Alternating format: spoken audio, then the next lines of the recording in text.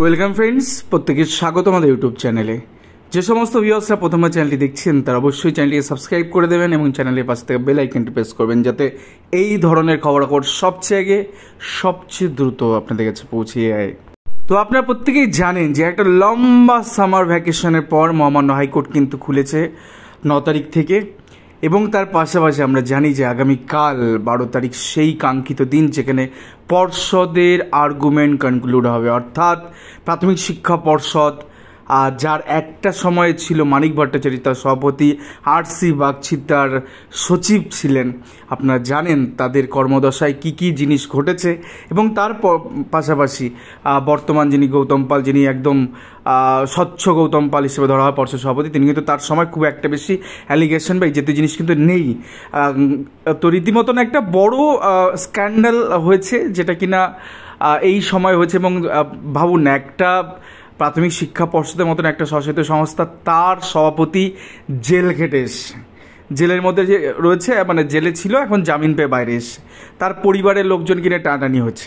একবার ভাবুন, তৎকালীন শিক্ষামন্ত্রী পার্থ চ্যাটার্জি অ্যারেস্ট হয়ে এখনও জেলের মধ্যে পড়ছেন। মানে কিছু না কিছু তো ঠিক ঘটেছে, আর কিছুটা যে কতটা কিছু সেটা তো এসএসসি 26,000 চাকরি বাতিল মামলার ক্ষেত্রে আপনারা জানেন যে স্কুল সার্ভিস কমিশনের 26,000 চাকরি পুরো বাতিল হয়ে গেছে, সুপ্রিম কোর্ট বাতিল করে দিয়েছে। না পদ্ধতিগত ত্রুটি, পদ্ধতিগত ভুল এবং নানান রকম অভিযোগ, র্যাঙ্ক জাম্পিং থেকে শুরু করে ওএমআর ইস্যু থেকে শুরু করে নানান রকম ইস্যু রয়েছে। কিন্তু প্রাথমিকের ক্ষেত্রে আগামীকাল পর্ষদের যে সাবমিশন হবে, এবং সেক্ষেত্রে পর্ষদ এখনো পর্যন্ত প্রাথমিক শিক্ষা পর্ষদ এখানে মেন অ্যাপিলটা করেছে, তো তাদের সাবমিশনটা শেষ করতে এরপরে থার্ড পার্টি যারা আছে, এফেক্টেড পার্টি, তাদের থেকে হয়তো 1-2 দিন শোনা হবে, বিভিন্ন অ্যাডভোকেট তাদের আর্গুমেন্ট রাখবেন, বাট মেনলি যেটা যাদের অ্যাপিল তাদের শেষ কথা আগামীকাল শেষ হবে। তো আগামীকাল পর্ষদ এখনো পর্যন্ত সেই ফ্যাকচুয়াল অ্যাসপেক্টগুলো নিয়েই আলোচনা করেনি, যেটা থেকে বাঁচানো যেতে পারে বা পারত 32,000 প্রাথমিক শিক্ষক শিক্ষিকার চাকরি। যেখানে প্রাথমিক শিক্ষা পর্ষদের আইনজীবী অ্যাডভোকেট জেনারেল রাজ্যের কিশোর দত্ত স্যার যেটা নিয়ে আর্গুমেন্ট করছেন, সেটা হচ্ছে অনলি ফর জাস্টিস গাঙ্গুলি ঠিক করেছেন না ভুল করেছেন। আপনারা জানেন যে স্কুল সার্ভিস কমিশনের জাস্টিস গাঙ্গুলি ঠিক করেছিলেন, পরবর্তী ক্ষেত্রে সুপ্রিম কোর্টে সেই জিনিসটা মান্যতা পায়। একটা টাইম বিচারপতিকে খারিজপতি বলা হতো, কিন্তু তারই রায় কিন্তু দেখা যাচ্ছে সুপ্রিম কোর্টে গিয়ে কার্যত সেটাই বহাল রয়েছে এসএসসি ম্যাটারে। এবং প্রাথমিকের ক্ষেত্রে একটা জিনিস বলি, ফ্যাকচুয়াল অ্যাসপেক্টের থেকে যে বিষয়টা সবথেকে গুরুত্বপূর্ণ সেটা হচ্ছে অ্যাপটিটিউড টেস্ট। বর্তমান সময়ে যে 2 বিচারপতি দর্শন যে তব্যত স্যার ডিভিশন বেঞ্চ, তারা কিন্তু ওই জায়গাটা খুব মানে জোরপূর্বকভাবে ধরে বসে আছেন, কারণ সিঙ্গেল বেঞ্চে এভিডেন্স অ্যাকাউন্ট 65 অ্যাপ্লাই করে যে জিনিস এস্টাবলিশমেন্ট করা হয়েছে সেটা খণ্ডানো কিন্তু কার্যত ডিভিশন বেঞ্চ বা সুপ্রিম কোর্টেরও কিন্তু হয়তো বা হবে না। তার কারণ একজন ম্যাজিস্ট্রেট লেভেলে যখন জেলা জজ কোর্টে, আমি বারবার বলি যে জেলা জজ কোর্টে একজন ম্যাজিস্ট্রেট তিনি যে রায় দিয়ে যান, বা তার সামনে যে বিষয়গুলো একবার প্রমাণিত সত্য বলে সেখানে গ্রহণ করা হয়, সেগুলোকে খণ্ডানো খুব মুশকিল। তো সেখান থেকে কিছু করাটা কিন্তু খুব ডিফিকাল্ট। তো সেই জায়গায় একজন বিচারপতি তিনি সমস্ত কিছু তার হাতে সেই প্রমাণগুলো তৈরি হয়ে রয়েছে, সেগুলোকে কোর্ট কী করে খণ্ডাবে আমি জানি না।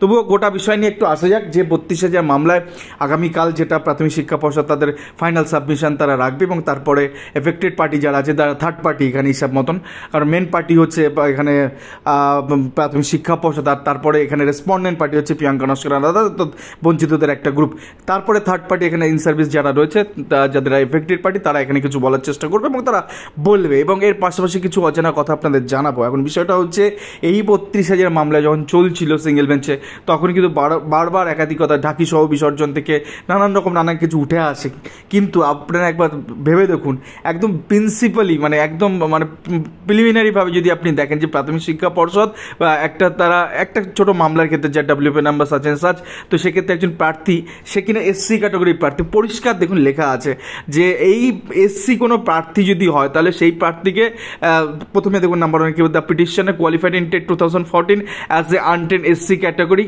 Candidate but was not empanel. তো একজন প্রার্থী সেই SC ক্যাটাগরি সে এমপ্যানেল হয়নি, ধরে নিলাম। দেখুন পরেরটা কী বলে, it is found that his total merit score is less than that the one of the last empanel candidate in respect of untrained general and untrained SC category. অর্থাৎ একজন সংরক্ষিত বিভাগের প্রার্থী তিনি দু জায়গায় তিনি কম্পিটিশন করতে পারবেন, অর্থাৎ জেনারেলে কম্পিটিশন করতে পারবেন এবং তার পাশাপাশি নিজের ক্যাটাগরিতে কম্পিটিশন করতে পারবেন।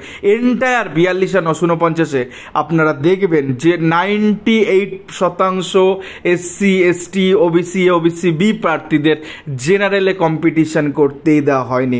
আপনারা মালদায় জানেন 10.252 পেয়ে এমডি রাজু চাকরি করছে, লাস্ট কাট অফ সেটা, তার উপরে 11 আছে 12 আছে প্রচুর আছে, অথচ এমডি নাজিবুর রহমান 20 পেয়ে সে কিন্তু ওবিসি এ প্রার্থী সে কিন্তু চাকরি পায়নি। অর্থাৎ OBC A OBC B SC এবং এসটি এই 4 সম্প্রদায়কে 4 কমিউনিটিকে যাদেরকে সংবিধান দ্বারা আর্টিকেল 14 বা আর্টিকেল 16 আর্টিকেল 21 হিসাবে সমস্ত বিষয়টা আরবিটারি ম্যানারে করা হয়েছে, যেটা জাস্টিস গাঙ্গুলি তখন হয়তো সামান্য আভাস পেয়েছিলেন, যদি আরেকটু বেশি সময় নিয়ে জাজমেন্টটা দিতেন তাহলে এই বিষয়গুলো আসতো।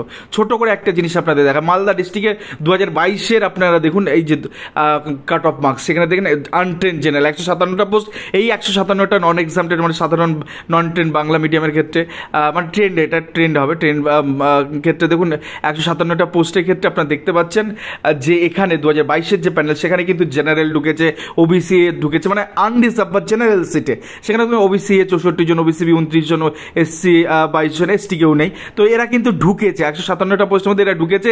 এবার ধরুন কোনো ওবিসি এ প্রার্থী এখানে যদি না পায় দেন পরবর্তী ক্ষেত্রে তারা নিজের ক্যাটাগরিতে আসবে।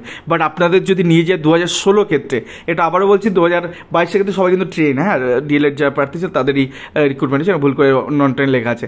আর 2016 সালের ক্ষেত্রে আপনাদের নিয়ে যাই 1104টে সিট, তার মধ্যে কিছুটা ট্রেন দিয়ে ফিল আপ হয়েছে, বাকি 960টা আছে নন ট্রেন বাংলা মিডিয়ামের সিট নন এক্সামটেড। সেখানে দেখুন জেনারেল যেটা আছে 960টা শুধুমাত্র জেনারেল দিয়েই ফিল আপ করা হয়েছে।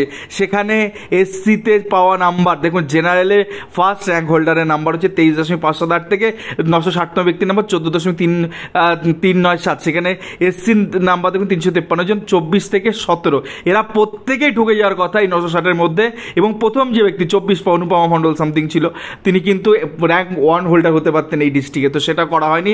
এখানে দেখুন ওবিসি এর ঘর ফাঁকা, ওবিসি বি ফাঁকা, এসসি ফাঁকা, এসটি ফাঁকা, মানে আনট্রেন্ড বা জেনারেলের ক্ষেত্রে। তো এরা কি করেছে, ক্যাটাগরি টু ক্যাটাগরি রেখে, এবং এটা আরসি বাগচি তৎকালীন সচিব আরসি বাগচি নিজে মুখে এই কথা স্বীকার করেছিলেন যে হ্যাঁ 2016 সালের রিক্রুটমেন্ট ক্যাটাগরি টু ক্যাটাগরি, যেটা কিনা সংবিধানের সংরক্ষণ নীতি মেনে হয়নি, এবং সেক্ষেত্রে এটা হতে পারে না। কারণ একটা সম্প্রদায় আপনি রিজার্ভেশনের সুবিধা মানে কি, যে পিছিয়ে পড়া সম্প্রদায় তারা একটু সুবিধা পাবে এই কার্ডের বলে, সেটা রিভার্স হয়ে গেছে, সেটা টোটালি জেনারেলদের দেওয়া হয়েছে। আপনারা একটা ফ্যাকচুয়াল আসপেক্ট দেখা, তাহলে বুঝতে পারবেন গোটা ঘটনাটা কী হয়েছে এই প্যানেলের সাথে। ধরুন 42,949 প্যানেলে এই এত লোকের চাকরি হয়েছে। আপনি দেখবেন জেনারেল টোটাল নোটিফাইড ভ্যাকান্সি 22,978 জন।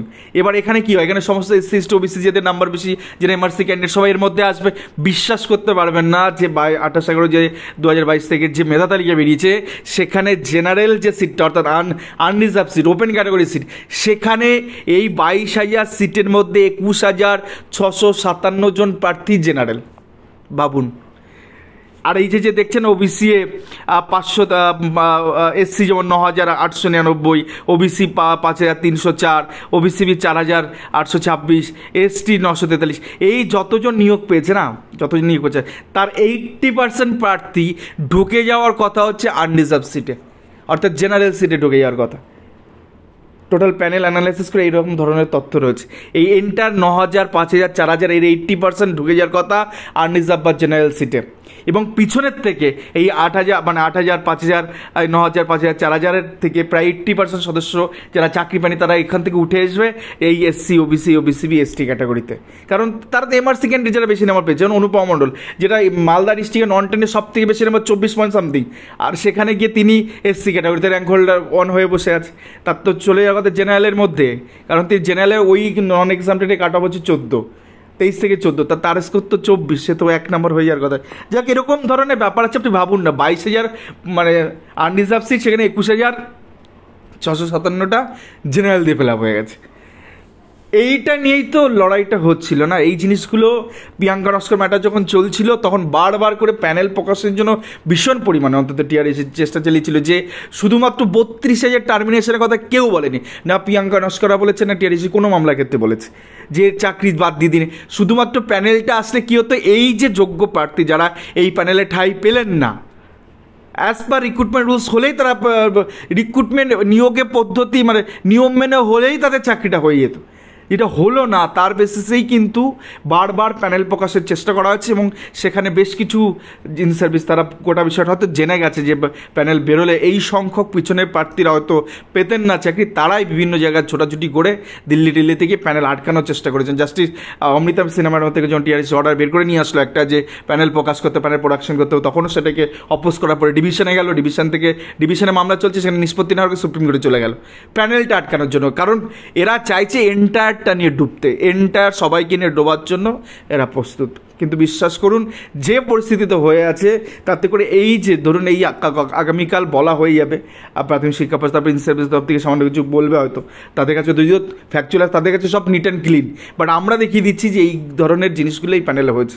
শুধু তাই নয়, 6টা ডিস্ট্রিক্টে ওভারসেটে নিয়োগ হচ্ছে, অবিচ্ছেদ্যভাবে টেট ফেলরা চাকরি পেয়েছে এখানে, তারা টেটে তাদের অ্যাডমিট কার্ডই নেই, অ্যাডমিটের ফ্যাক্ট এটা, টেটে অ্যাডমিট কার্ড নেই, হঠাৎ করে মাঝখানে 1 নাম্বার কাউকে বাড়িয়ে দিল, আপনি ভাবছেন যে ওটা তো আলাদা প্যানেল বলে কিছু না, এন্টারটা মানে যে 2016 সালে যে রিক্রুটমেন্ট রুলস, সেই রুলসের মধ্যেরই ঘটনা এগুলো, মানে যে নিয়োগটা হয়েছে 2016 সালে, সেটা হতে পারে শেষের দিকে, হতে পারে মিডিলে, হতে পারে আগে পিছনে গল্প না। মেন কথা হচ্ছে পদ্ধতিগত ভুল হয়েছে এবং যার জন্য এই জায়গায় যখন এই রেসপন্ডেন্টের তরফ থেকে আর্গুমেন্ট শুরু হবে, ক্যানের পক্ষ থেকে আর্গুমেন্ট শুরু হবে, তখন থেকে একের পর এক তাবড় ঘটনা কিন্তু সামনে আসে। এসএসসি যদি নদী হয়, প্রাইমারি সমুদ্র, এসএসসি বাতিল করে দিয়েছে সুপ্রিম কোর্ট। আর প্রাইমারি ক্ষেত্রে বাঁচানো সম্ভব, আমি বলছি বাঁচানো সম্ভব তখনই যখন 2009-এর মডেল ফলো করবে ডিভিশন বেঞ্চ। একদম প্রথম দিকে আপনারা জানেন যে কতজন পিটিশনার আছে অ্যাসার্টেন করতে বলেছিল কোর্ট প্রথম দিনই, সেই দিকটায় প্রাথমিক শিক্ষা পর্ষদ বা রাজ্য সরকার নিয়ে যাচ্ছে না। কোন দিকে নিয়ে যাচ্ছে না, এন্টার সবটাকে বাঁচানোর চেষ্টা হচ্ছে, যার মধ্যে সবটা বাঁচার জায়গা নেই। এখানে 12 থেকে 13,000 শুধু রুল মেনটেন করলে তারা এখানে চাকরি পেত না। রুল মেনটেন করলে 8 বছর থেকে 12 থেকে 13,000 প্রার্থীরা ফিটই হতেন না। আমি অযোগ্য বলছি না, আমি আনফিট বলছি, যে এখানে ফিট হতেন না। তার কারণ কীভাবে এই নিয়োগ প্রক্রিয়া করা হচ্ছে, ক্যাটাগরি টু ক্যাটাগরি রাখলে সেই ছেলেমেয়েগুলোতে এমআরসি ঢুকতেই পারলো না। অনেকে বলে রিজার্ভেশন পয়েন্ট নিয়ে তো জাস্টিস হিরণ ভট্টাচার্য বেঞ্চে অর্ডার খারিজ করে দিচ্ছে, ভুল কথা। তারপরে গঙ্গাতে অনেক জল বয়ে গেছে, তারপরে জাস্ট ডিভিশন বেঞ্চে ওই হিরণ ভট্টাচার্য স্যার বেঞ্চের ওই অর্ডারের পরের justice Harish Tandon sir division বেঞ্চে সেম পয়েন্টে চাকরি দিয়েছে কাট অফ মামলায়। সেই ছেলে আজকে 3 বছর চাকরি করছে, সেই ছেলে 3 বছর ওইসব অর্ডার সব কমপ্লাই হবে। 100টার বেশি কাট অফ মামলা রয়েছে, 100টার বেশি, আমরা একদিন ভিডিও করে দেখিয়ে দেবো। 100টার বেশি কাট অফ মামলা রয়েছে, যেখানে দেখানো হচ্ছে যে লাস্ট এমপ্যানেল প্রার্থীর থেকে পিটিশনারদের নাম্বার বেশি। কোথায় যাবে? সব মামলাগুলো subject to outcome Priyanka Naskar হয়ে বসে আছে, এটা নিষ্পত্তি হলে ওগুলো সব মাথা ছাড়াই দিয়ে উঠবে। 5% অ্যাডিশনাল প্যানেল, এস রায় বাসু কোম্পানি রিপোর্ট দিয়ে বলেছে যে রাতের অন্ধকারে 2208 জনকে নিয়োগ দেওয়া হয়েছে। কিসের বেসিসে? কোনো বেসিস নেই। প্যানেল এক্সপায়ারি হয়ে যাওয়ার পরে নিয়োগ হচ্ছে, প্যানেল তো একটা সার্টেন ডেট, তারপরে এক্সপায়ারি ডেটের পরে নিয়োগ হচ্ছে। 6টা ডিস্ট্রিক্ট ওভারসিটে নিয়োগ হচ্ছে, টেট ফেল করে নিয়োগ হচ্ছে, সিবিআই রিপোর্টে বলছে টাকা নিয়ে চাকরি হচ্ছে। এগুলোকে খণ্ডাবে কে? একমাত্র উপায় শুধুমাত্র বঞ্চিতদের দিয়ে 2009-এর মডেল ফলো করে দিক। এটা যদি সব পক্ষ দাবি জানায় তাহলে এন্টার কিন্তু এখানে বাঁচা সম্ভব। কারণ দেখুন, এই সেই বিকাশ সেন, সেই ফিরদৌস আমি, সেই সুদীপ্ত দাশগুপ্ত, সেই বিক্রম ব্যানার্জি, সেই তরুণজ্যোতি, সবার কথাই বলছি। 2009-এর মডেলে আপনারা জানেন এনারা কিন্তু পিটিশনারদের আইনজীবী ছিল। 2009-এর মডেল তারা তো মেনে নিয়েছে। আজকে 2009-এর মডেল উত্তেজনের চাকরি হচ্ছে তো 800 জনের কাছাকাছি, বা হচ্ছে তো, বা হাওড়া ডিস্ট্রিক্টে হচ্ছে তো। তো এই সমস্ত যে মালদায় হলো, তো তারাও তো সেখানে আইনজীবী ছিল। তো সেখানে অনেকে বলবে না এরা চাকরি খাওয়ার জন্য বলছে, আমি মানলাম তাদের কথা হয়তো জায়গাটা আছে, কিন্তু এরাও তো 9-এর মামলাতে দাঁড়িয়েছিল। সেখানে তো কোর্ট যখন অর্ডার করলে জাস্টিস মানতে স্যার, তখন তো সেই সুপ্রিম কোর্ট পর্যন্ত গিয়ে সেই অর্ডার কমপ্লাই হয়ে আলটিমেটলি সবার চাকরিটা হলো। সেম মডেল 2016 ক্ষেত্রে কেন হবে না? তারাই তো আইনজীবী, তারাও তো মেনে নিতে পারে। এই ছিল আজকে গুরুত্বপূর্ণ ভিডিও।